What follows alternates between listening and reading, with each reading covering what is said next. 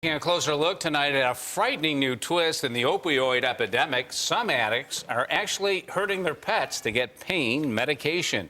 Veterinarians are reporting it all around the country. News 4's Christy Kern spoke with a local vet about this growing problem. Christy?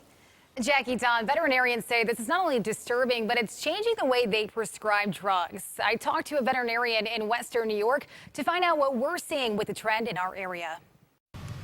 A wall of prescriptions inside Ellicott Small Animal Hospital in Buffalo. Some Dr. Reed Stevens says pet owners can be after. When we hear about people intentionally hurting animals so that they can benefit from it, it's shockingly horrifying. He's had to change the way he prescribes pain medications over the years after concerns of people trying to use or abuse their pets to get it. It strikes to us at the core in terms of what we're all about, in terms of helping animals.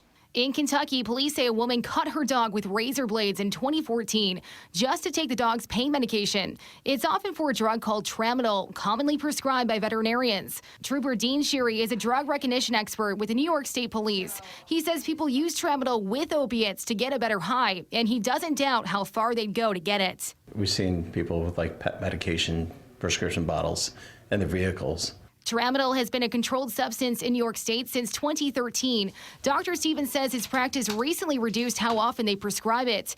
It's one of the changes they've made, partly to stay ahead of the problem. When we get suspicious, we have to take action.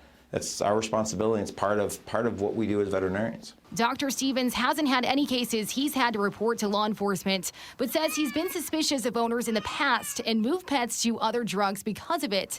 And there are red flags he looks out for. When drugs go missing or when refills start coming more often. Dr. Stevens says vets in New York State are required to report daily what prescriptions they give out. A system is also set up with the Niagara Frontier Veterinarian Society to warn vets in the area if they think a person is doctor shopping. State police and the Erie County Sheriff's Office say they have not had any cases of people abusing their pets to get drugs. Reporting live in the studio, Christy Kerr, News 4 at 6.